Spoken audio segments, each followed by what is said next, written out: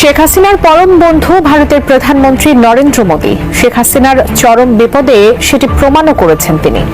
তবে শত চেষ্টা করেও বাংলাদেশে তাকে টিকিয়ে রাখতে পারেনি মোদী সরকার।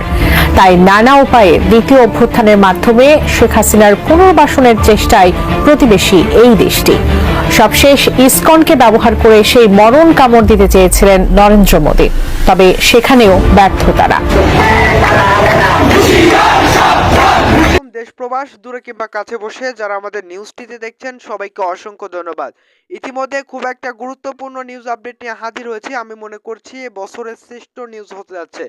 দর্শক, ইতিমধ্যে কিন্তু আপনারা জেনে গেছেন বাংলাদেশের যে রাজনীতি প্রেক্ষাপট খুব একটা ভয়ঙ্কর পরিস্থিতি সৃষ্টি হয়েছে। আমাদের ভিডিওর প্রথম অংশ দেখে আপনারা বুঝতে পেরেছেন আসলে কতটা গুরুত্বপূর্ণ নিউজ আপডেট নিয়ে আপনাদের সামনে হাজির হয়েছি। তাই ভিডিওতে একটি লাইক দিয়ে সম্পূর্ণ ভিডিও দেখতে থাকুন ধারাবাহিকভাবে। চলুন চলে যান। এবার বেরিয়ে এলো নতুন তথ্য। পেশে যাচ্ছেন নরেন্দ্র মোদী। চিন্ময় কুমার দাসকে ব্যবহার করে নতুন ষড়যন্ত্র করতে চেয়েছিলেন ভারত সরকার নরেন্দ্র মোদী, কিন্তু সে কাজে ব্যর্থ হয়ে পেশে যাচ্ছেন তিনি সহ ইসকনের প্রধান চিন্ময় কুমার দাস। এদিকে চিন্ময় কুমার দাসের সমর্থনরা গতকাল একজন সরকারি আইনজীবী সাইফুল ইসলাম আলিফকে হত্যা করার পর উত্তপ্ত সারা বাংলাদেশ এবং বৈষম্য বিরোধী ছাত্র আন্দোলন মশাল হাতে নিয়ে বেরিয়ে এসেছেন ঢাকার রাজপথে এবং ইসকনকে নিষিদ্ধ এবং চিন্ময় কুমার দাসের ফাঁসির দাবিতে 24 ঘন্টা আলটিমেটাম দিয়েছেন বৈষম্য বিরোধী ছাত্র আন্দোলন। প্রিয় দর্শক, বিস্তারিত জানতে আমাদের সাথী থেকে সম্পূর্ণ ভিডিওটি মনোযোগ সহকারে দেখতে থাকুন। ইসকনের প্রধান চিন্ময় কুমার দাসের গ্রেপ্তারকে কেন্দ্র করে গতকাল 27 নভেম্বর সারা বাংলাদেশে রণক্ষেত্র তৈরি করেছিলেন চিন্ময় কুমার দাসের অনুসারী হিন্দু সম্প্রদায়রা। ইসকনকে ব্যবহার করে বাংলাদেশে নতুন ষড়যন্ত্র স্থাপন করতে চেয়েছিলেন ভারত সরকার নরেন্দ্র মোদী, কিন্তু সেই কাজে তিনি ব্যর্থ হয়েছেন। এদিকে আইনজীবী সাইফুল ইসলাম আলিফকে হত্যার প্রতিবাদে সারা বাংলাদেশে বিক্ষোভ মিছিল করেছেন বৈষম্য বিরোধী ছাত্র আন্দোলন সহ জামায়াত ইসলাম। সেই খেলার সবচেয়ে বড় প্লেয়ার হচ্ছে ইসকন নামে একটি হিন্দু ধর্মাবলম্বী সংগঠন। যদিও তারা বলে কৃষ্ণ ভাবাপন্ন বা কৃষ্ণপ্রেমী অহিংস সংগঠন, কিন্তু তারা ডেফিনেটলি একটা পলিটিক্যাল অ্যাসেট হিসেবে বাংলাদেশে কাজ করছে, পলিটিক্যাল এজেন্ডা বাস্তবায়নের জন্য কাজ করছে। যার কারণেই এই জুলাই আগস্টের পর থেকেই দেখছি ইসকন বিভিন্নভাবে হিন্দু ধর্মের কার্ড খেলার চেষ্টা করছে, হিন্দু ধর্মের মানুষজনকে উস্কে দেওয়ার চেষ্টা করছে। চিটাগাঙে একটা সমাবেশ করেছে, সেখানে বাংলাদেশের পতাকার উপরে তাদের দলীয় পতাকা টাঙিয়েছে, যেটা কিনা রাষ্ট্র বিরোধী একটি কাজ, এবং তার জন্য তার বিরুদ্ধে মামলাও হয়েছিল এই চিন্ময় কৃষ্ণের বিরুদ্ধে। এবং এই চিন্ময় কৃষ্ণকে গ্রেফতার করেছে ডিবি পুলিশ। এবং ডেফিনেটলি এই সরকার তো বোকা না, এই সরকার ডেফিনেটলি জানে যে চিন্ময় কৃষ্ণকে গ্রেফতার করলে হিন্দু ধর্মের একটা উস্কানি পাবে এবং সেখানে হাওয়া দিতে পারে, বাতাস দিতে পারে ভারত থেকে। এবং তাই কিন্তু হয়েছে। চিন্ময় কৃষ্ণকে গ্রেফতারের পরেই ভারতের পররাষ্ট্র মন্ত্রণালয় থেকে একটা ব্রিফিং দেওয়া হয়েছে, তারা প্রতিবাদ করেছে। কিন্তু এই সরকারের কাছে ডেফিনেটলি কোনো তথ্য রয়েছে যেগুলো হয়তো আমরা এখনো জানি না, যেই তথ্যের ভিত্তিতে তারা এই চিন্ময় কৃষ্ণকে গ্রেফতার করেছে। এবং ডেফিনেটলি হয়তোবা তাদের কাছে প্রমাণ রয়েছে যে চিন্ময় কৃষ্ণ দেশের বিরুদ্ধে কোনো কাজ করছে। তা না হলে এই সরকার এত বোকা না যে চিন্ময় কৃষ্ণকে এই সময়ে গ্রেফতার করবে। এবং ডেফিনেটলি সরকার চিন্ময় কৃষ্ণকে গ্রেফতার করে একটা শক্ত বার্তা দেওয়ার চেষ্টা করছে ভারতকে, যাতে তারা সাবধান হয়ে যায়।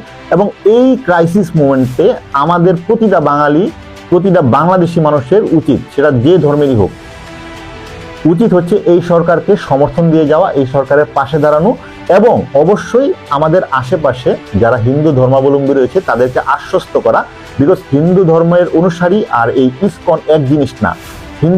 হিন্দু ধর্মে প্রচুর ভালো মানুষ রয়েছে, আমার আপনার সকলেরই পরিচিত রয়েছে। আমাদের লম্বা সময়ে শৈশব থেকে বেড়ে ওঠাতে একটা বড় অংশ ছিল হিন্দুদের সাথে বেড়ে ওঠা। তো হিন্দু ধর্মের মানুষ খারাপ এরকম কোনো নেগেটিভ বা কেউ যদি উস্কানি দেয়, তারা ভুল ব্যাখ্যা দিচ্ছে, ভুল তথ্য দিচ্ছে। আপনার আশেপাশে হিন্দু ধর্মের মানুষজনকে আশ্বস্ত করুন এবং সাবধান করুন, যাতে বাংলাদেশের যারা মুসলমান বা অন্য ধর্মের মানুষ রয়েছে তারা যাতে কোনো উস্কানিতে এই হিন্দু ধর্মের মানুষদের উপর চড়াও না হয়। যদিও ইসকন অলরেডি তারা যে অহিংস দাবি করলেও সহিংসতার চূড়ান্ত পর্যায়ে চলে গিয়েছে। তারা আজকে চিটাগাঙে একজন আইনজীবীকে হত্যা করেছে কুপিয়ে। যেখানে আমরা হিন্দু ধর্মের মানুষজনকে সেফটি দিচ্ছি, হিন্দু ধর্মের মন্দিরগুলোকে সেফটি দিচ্ছি, তাদের পূজাতে গিয়ে নিরাপত্তা দিচ্ছি, সেখানে তারা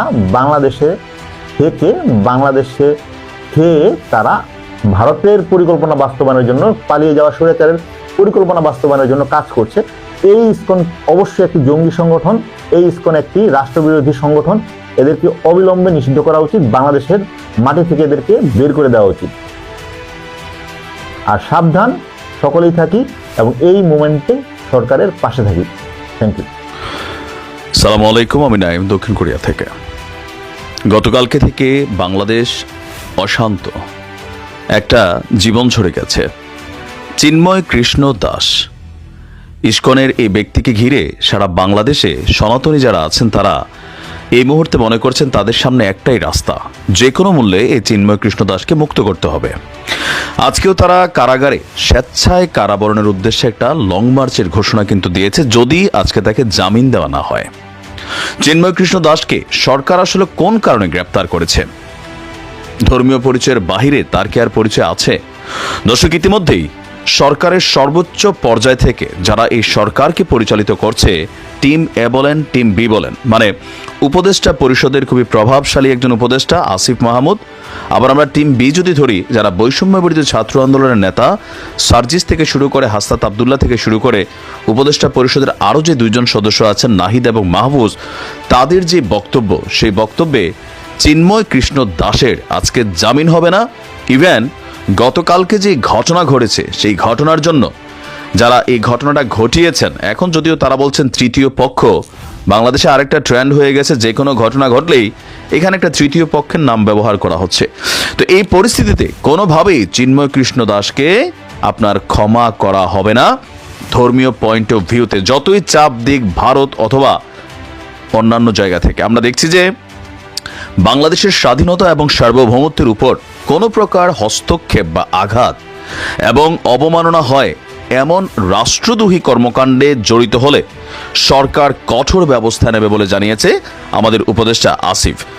ইসকনের বহিষ্কৃত নেতা আমরা যাকে দেখছি, তার সম্পর্কে তথ্য হচ্ছে 4 বছর আগে তাকে। তো দর্শক, আমি মনে করছি আপনি সম্পূর্ণ ভিডিও দেখেছেন। দর্শক, আসলে আপনি সম্পূর্ণ যদি ভিডিও দেখে থাকেন, অবশ্যই আপনার মূল্যবান মতামত যেটা আসবে অবশ্যই আমাদের কমেন্ট বক্সে দিয়ে যাবেন।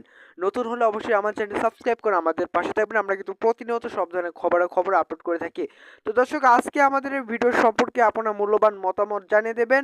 দর্শক, ইতিমধ্যে আপনারা কিন্তু অনেকে জানেন যে বাংলাদেশের যে রাজনৈতিক প্রেক্ষাপট খুব একটা ভয়ঙ্কর সৃষ্টি হয়েছে। দর্শক, ইতিমধ্যে আবারও বাংলাদেশের যে নিউজ ট্রেন্ডিং অর্থাৎ সোশ্যাল মিডিয়া যে ট্রেন্ডিংয়ের বিষয়টি হয়েছে, সেই হিন্দু একজনকে নিয়ে কিন্তু আবারও বাংলাদেশের যে গণমাধ্যম রয়েছে সেটা কিন্তু অবশ্যই উত্তাল রয়েছে। দর্শক, অবশ্যই দর্শক, এগুলোর মতামত অবশ্যই জানিয়ে দেবেন আমাদের ভিডিও সম্পর্কে। নতুন হলে অবশ্যই এখনো সাবস্ক্রাইব করে আমাদের পাশে থাকবেন। দেখা হচ্ছে নতুন কোনো ভিডিওতে, সে পর্যন্ত সবাই ভালো থাকবেন। দর্শক, দেখা হচ্ছে নতুন কোনো নিউজ আপডেট সবার আগে নিয়ে আবারও হাজির হতে।